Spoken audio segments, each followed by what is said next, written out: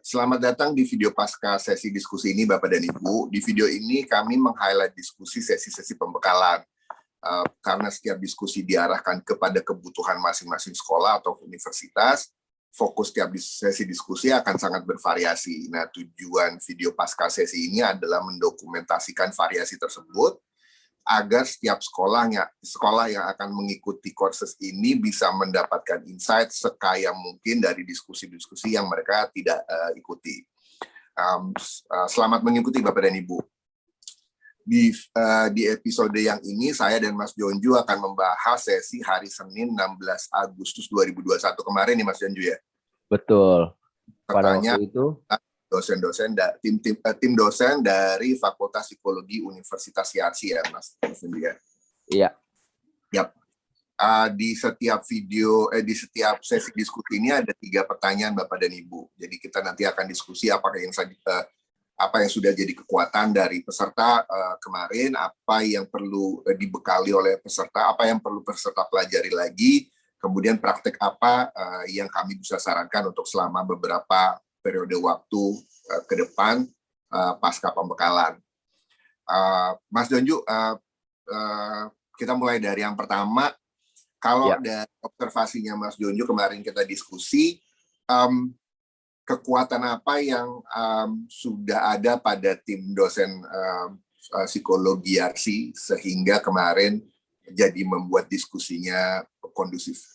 Oke. Ya Mas, jadi kalau misalkan dari hasil observasi ya, dan dari data yang terkumpul juga sih sebenarnya, seperti yang Mas Adi sebutkan tadi, dosen-dosen ini kan berarti latar belakangnya psikologi ya Mas ya, yang mana di ilmu psikologi kan mempelajari perubahan tingkah laku juga, yang mungkin secara sadar nggak sadar hal tersebut sebenarnya yang paling mendukung ya sebenarnya untuk para dosen ini lebih memahami di konteks adopsi teknologi yang sedang kita bahas pada waktu sesi tersebut. Ngomongin soal adopsi teknologi sebenarnya juga ngomongin perubahan tingkah laku, dan ketika mulai membahas adopsi teknologi terus punya dasar latar belakang psikologi, hal tersebut yang membuat dosen-dosennya menurut saya lebih cepat connect-nya gitu jadinya. Ya. Kalau dari saya sih seperti itu Mas. Kalau dari Mas Adi gimana? Di saya juga kerasa sama dengan Mas Jonju. Jadi karena dari awal kan sebetulnya waktu Websis itu mengkampanyekan dan memperkenalkan manajemen adopsi teknologi, kan kita memang menekankan bahwa adopsi teknologi itu adalah fokusnya ke perubahan tingkah laku, bukan keterampilan teknologi, apalagi jadi les komputer. Dengan peserta yang fasih dengan prinsip-prinsip perubahan tingkah laku, jadinya pemahaman ke sana jadinya lebih cepat tercapai itu Mas Jonju. Kita kemarin tidak terjebak dengan pertanyaan-pertanyaan yang aplikasi yang saya harus pelajari jadinya apa aja, itu nggak terlalu banyak tuh. Biasanya kan kalau di diskusi-diskusi tentang desain interaksi, pertanyaannya cukup padat di situ. Terus enaknya juga jadinya ketika kita membahas tentang flip learning dan membahas tentang SMR, di flip learning pun kita bukan membahas tentang di periode pembelajar itu menyimak materi ajarnya secara mandiri. Kita nggak terjebak untuk bicara tentang aplikasi untuk membuat materinya apa saja, teknik pembuatan videonya apa, tapi kita jadinya fokus ke bicara memunculkan insight bahwa flip learning itu bukan sekedar ketika mahasiswa mandiri itu dikasih tugas untuk baca, tapi target pemahaman apa yang dicapai oleh si mahasiswa ketika mereka belajar mandiri, target pembelajar pada umumnya bukan hanya mahasiswa waktu di fase belajar mandiri itu sudah harus dirinci dengan baik juga, dengan detail juga, sehingga nanti di sesi pleno atau di sesi tatap muka, baik itu in person maupun online juga via video meeting, itu bisa tercapai. Jadi sesi tatap muka itu ditargetkan untuk si pembelajar mendapatkan insight yang memang hanya bisa dicapai kalau ada dukungan. Bahkan kita kemarin sampai bisa diskusi tentang teori Vygotsky kan Mas, dan juga betul. Paling menarik itu ya Mas ya. Jadi kalau misalkan dari saya, mungkin biasanya pitfallsnya adalah suka kegocek tuh. Pas bahas flip learning justru oke, kalau misalkan kita mau menyajikan tugas mandiri supaya siswanya tetap bisa dapat bekal sebelum di sesi pertemuan, itu gimana? Kadang-kadang jatuhnya jadi berfokus ke, oke, berarti harus kasih materi apa ya? Kalau mau kasih Ya, materi apa, bikinnya gimana ya gitu ya. Sedangkan yang kemarin kita rasakan ini justru nggak jatuh di sana gitu ya. Maksudnya kita justru diskusi-diskusi yang terjadi itu membahas konsep di baliknya. Kenapa harus dibuat seperti ini? Kenapa desainnya adalah mendingan flip learning seperti itu ya. Jadinya. ya. Mungkin Diskusi kemarin dengan tim-tim pengajar dari Fakultas Psikologi juga membuat kita semakin yakin tuh Mas Junju. Saya pribadi semakin yakin bahwa untuk sekolah-sekolah peserta pembekalan smart classroom yang lain pun jadinya semakin penting untuk mereka juga menguasai atau paling nggak familiar tentang beberapa konsep-konsep dasar ilmu psikologi, terutama yang bisa dikaitkan sesegera mungkin dengan perubahan tingkah laku di kelas mereka ya. Iya, betul. Topik-topik tentang atensi, memori, kemudian komunikasi. Kalau di dalam pedagogi berarti tentang menetapkan sasaran pembelajaran. Menetapkan sasaran pembelajaran itu kalau sama dosen-dosen psikologi kemarin kita bisa sampai menggunakan istilah insight. Nah, kayaknya istilah-istilah itu juga perlu sampai dipelajari itu. Dan syukur-syukur kalau misalnya dengan guru-guru yang lain kita sebetulnya bisa memperkenalkan konsep pembelajarannya Vygotsky. Kayaknya dalam diskusi kalau dengan sekolah-sekolah ya non fakultas psikologi mungkin setelah beberapa sesi lanjutan baru kemudian kita perlu kembali mengenalkan teori-teori pembelajaran dari Vygotsky ya Mas Junju ya. Iya. Oke, tadi Mas kalau misalkan kita lanjutkan ke pertanyaan yang selanjutnya ya, ini ada pengetahuan apa ya, ataupun keterampilan apa yang diperlukan oleh Mas dan Mbak dosen ini selanjutnya untuk dilatih atau diterapkan seperti itu. Kalau misalkan dari Mas Adi gimana kepikirannya Mas? Iya, kalau menurut saya awareness yang paling utama itu adalah mengintegrasikan keterampilan psikologi, kompetensi psikologi yang mereka sudah punya dan dengan keterampilan teknologi, Mas Jonju. Jadi salah satu jebakan atau kalau menggunakan istilah Mas Jonju, ada salah satu pitfalls dari adopsi teknologi adalah menganggap bahwa adopsi teknologi itu adalah satu pengetahuan yang eksklusif gitu. Padahal itu sebetulnya adalah kombinasi dari beberapa pengetahuan. Kalau di kita membreakdown-nya kan ada keterampilan psikologi, keterampilan teknologi, dan keterampilan pedagogi. Nah, untuk dosen-dosen psikologi ini sebetulnya karena mereka sudah kaya dengan pengetahuan tentang perubahan tingkah laku, yang mereka bisa lakukan dengan cepat berikutnya itu adalah melihat integrasi antara keterampilan menggunakan teknologi dengan keterampilan perubahan tingkah laku, Mas Jonju. Jadi kalau saya menyarankan mereka melihat fitur-fiturnya aplikasi sebagai aset untuk melakukan perubahan tingkah laku. Iya. Jadi saya rasa itu yang perlu jadi highlight. Kemudian ketika kita bicara tentang flip learning, karena para dosen juga sudah aware tentang insight, tentang flip learning. Kalau kita lihat dari diskusi kemarin kan mereka sebetulnya sudah mempraktikkan langkah-langkah kunci flip learning itu sebetulnya sudah mereka lakukan. Tinggal melakukan flip learning dengan prosedur yang lebih sistematis itu seperti apa. Dari sisi itu menurut saya yang perlu diperkaya adalah standarisasi dari semua dosen dalam menganalisis sasaran pembelajaran, Mas Jojo. Jadi dalam agenda silabus mereka, itu mereka perlu bisa mengidentifikasi mana insight yang bisa dicapai oleh mahasiswa dengan belajar mandiri. Nah, itu materi-materinya berikan kepada mahasiswa, jadikan agenda untuk sesi flip learning di mana si mahasiswanya belajar mandiri.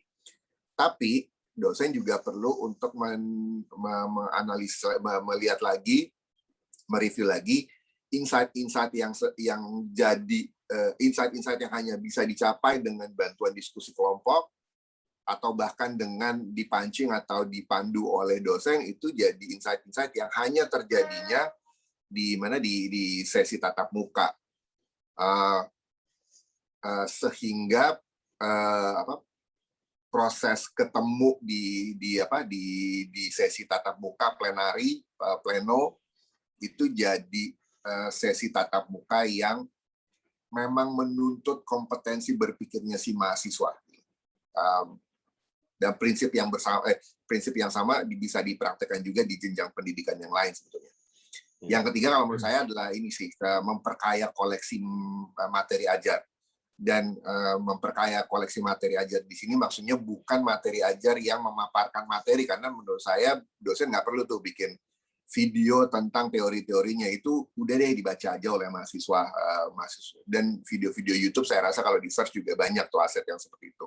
Mungkin dosen cuma perlu membuat playlist di YouTube dari kajian-kajian teori tersebut. Baik, bikin materi ajar itu isinya adalah video-video atau tulisan-tulisan pendek yang memancing mereka untuk berpikir bagaimana jika teori ini tidak ada, bagaimana jika teori ini dengan teori ini digabungkan, bagaimana situasi sekarang itu kalau harus dipecahkan dengan teori A, B, C, D, E. Iya, betul. Menarik banget ya Mas, yang tadi terkait dengan materi ajar, berarti harusnya sih gak usah pemaparan materi lagi gitu ya, karena udah banyak seperti itu ya. Jadi materi ajarnya di sini yang dalam tanda kutip mungkin bisa menantang mahasiswanya supaya lebih tergugah kayak gitu ya. Ya. Oke. Nah itu kalau misalkan kita lihat tadi poin-poin yang Mas Adi sampaikan itu berarti kan lebih ke harus mengembangkan apa. Nah kalau misalkan praktik terkait yang bisa kita sarankan ya terkait dengan yang tadi harus dikembangkan itu kayak gimana? Lebih jauh kalau yang keterampilan yang perlu dipelajari tadi, mudah-mudahan dengan clue yang tadi tim dosen bisa coba ini tuh, bisa coba kulik tuh. Jadi analisis insight itu kan sebetulnya adalah mengaudit RPP atau mengaudit silabus. Oke, kita tugas kita itu seperti apa sekarang statusnya? Apakah tugas makalah kita itu kalau pakai taksonomi Bloom, apakah tugas makalah kita benar-benar penilaiannya sudah sangat tinggi bobotnya di analisis dan menciptakan sesuatu. Jadi di paling nggak di tiga hierarki tertingginya taksonomi Bloom lah gitu ya. Yeah. Kalau misalnya memang tugas-tugas diskusinya sudah meminta mahasiswa untuk mencapai 3 tingkat tertinggi dari taksonomi Bloom, sebetulnya sudah fit untuk flip learning-nya dibakukan. Hal-hal seperti ini menurut saya udah jadi keterampilan yang lumayan standar kalau bagi tim pengajar dosen psikologi. Nah, kalau prakteknya apa? Menjawab pertanyaan Mas Jonju, saya rasa ada 3 hal yang kita bisa rekomendasikan kalau dari saya. Yang pertama adalah menetapkan prosedur baru untuk standar penilaian.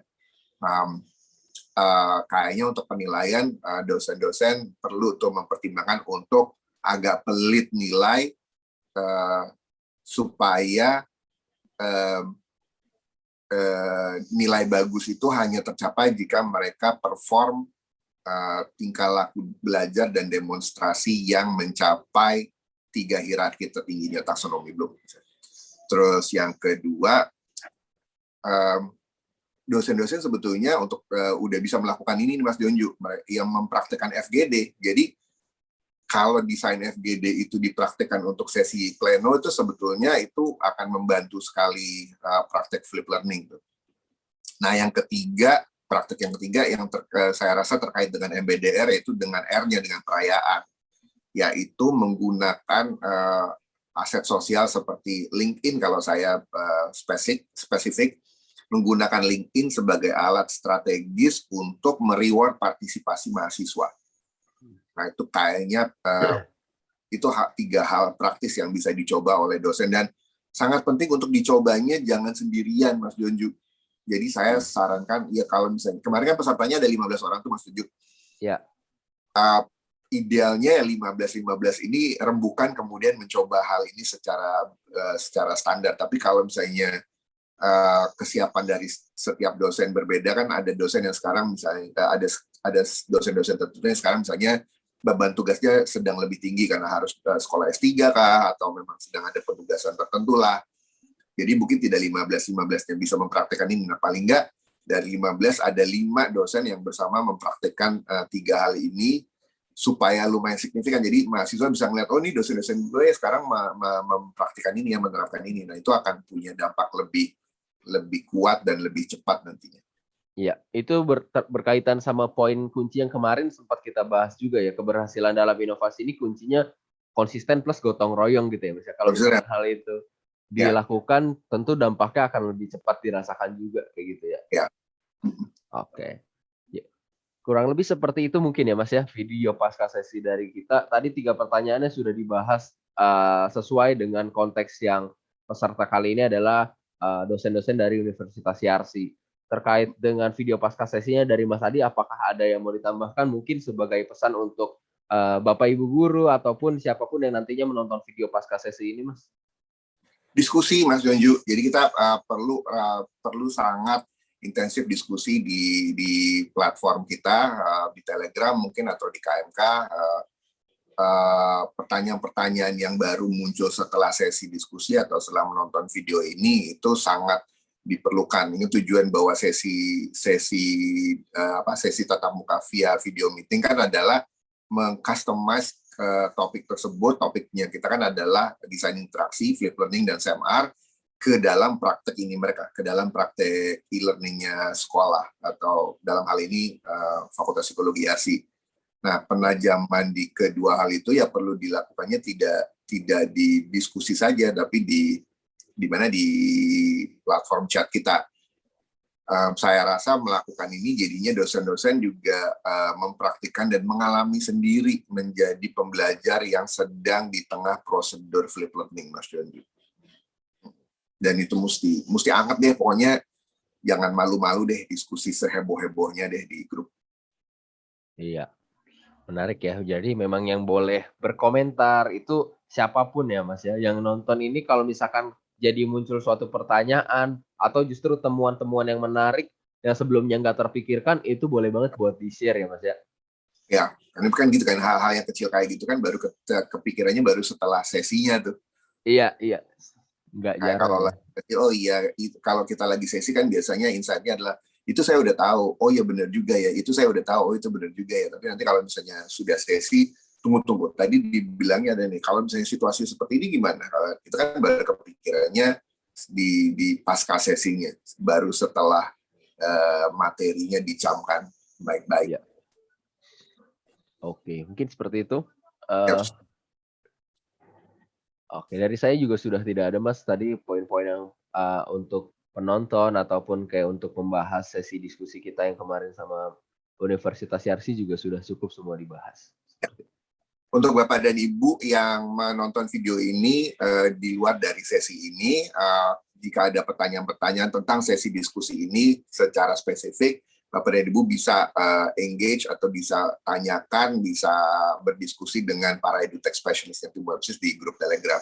Itu ya Mas Judi ya? Iya.